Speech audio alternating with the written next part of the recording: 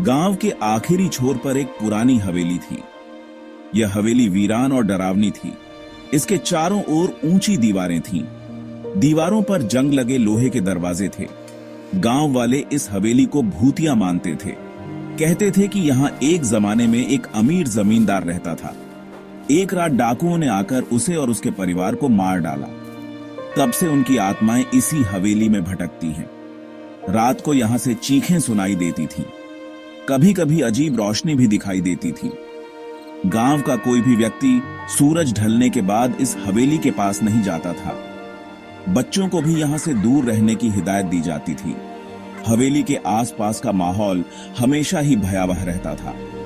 यहां तक कि दिन में भी पक्षी इस हवेली के ऊपर से उड़ान भरने से कतराते थे। गांव में एक युवक रहता था, अमित। अमित पढ़ा लिखा और समझदार था। वह इन अंधविश्वासों पर यकीन नहीं करता था। उसे हवेली के बारे में सुनकर बहुत उत्सुकता होती थी। वह सोचता था कि अगर वाकई यहां भूत हैं, तो उसने अब तक किसी को नुकसान क्यों नहीं पहुंचाया। एक दिन अमित ने ठान लिया कि वह इस हवेली का रहस्य जानकर ही रहेगा। उसने अपने दोस्तों को अपने इरादे के बारे में बताया। सभी ने उसे ऐसा करने से मना किया। उन्होंने कहा कि यह बहुत खतरनाक है, लेकिन अमित अपने फैसले पर अटल रहा। उसने तय किया कि वह अकेला ही हवेली जाएगा। वह जानता था कि उसके दोस्त डर जाएंगे। अमित ने सोचा कि वह रात को हवेली जाएगा। अंधेरे में अगर कुछ अजीब होगा तो उसे आसानी से दिखाई देगा।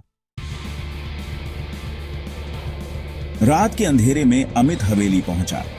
हवा तेज चल रही थी। पेड़ों की डालियां हवा में झूल रही थीं। जंग लगे दरवाजे को धक्का देकर अमित हवेली के अंदर दाखिल हुआ। अंदर का नजारा भयावह था। चारों तरफ अंधेरा और सन्नाटा पसरा हुआ था। हवेली की दीवारें पुरानी और जर्जर थीं। कई जगहों पर दीवारों का प्लास्टर गिर चुका था। फर्श पर धूल की मोटी परत जमी हुई थी। हवा में सीलन की गंध फैली हुई थी। अमित धीरे धीरे आगे बढ़ा। उसके कदमों की आहट हवेली के सन्नाटे को चीरती हुई गूंज रही थी। तभी उसे एक आहट सुनाई दी।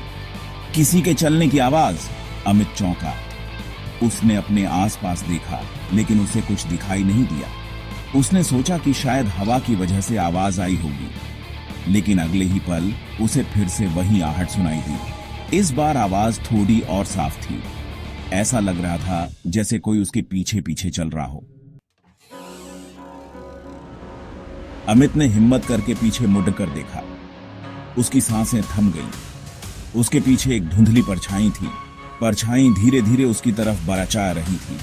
अमित के पैर जमीन से चिपक गए। उसका पूरा शरीर ठंडे पसीने से नहा गया। वह चिल्लाना चाहता था, लेकिन उसकी आवाज नहीं निकल रही थी। परछाई अब और करीब आ चुकी थी। अमित अपनी आंखें बंद करके खड़ा रहा। उसे लगा कि अब उसकी मौत निश्चित है। तभी अचानक हवेली की लाइट जल गई। अमित ने अपनी आंखें खोली। उसके सामने एक आदमी खड़ा था। आदमी के हाथ में एक टॉर्च थी। वह आदमी हंसते हुए बोला, डर गए? मैं गांव का चौकीदार हूं। तुम्हें यहां देखकर हैरान हुआ। अमित ने राहत की सांस ली। चौकीदार ने बताया कि वह अपनी ड्यूटी के दौरान यहां गश्त लगाने आया था। उसने अमित को हवेली में घुसते देखा तो उसे डर के मारे अपनी टॉर्च गिरा दी थी। अमित को एहसास हुआ कि वह बेवकूफ बना था। हवेली में भूत नहीं, बल्कि चौकीदार की टॉर्च की परछाई थी जिसने उसे डरा दिया था।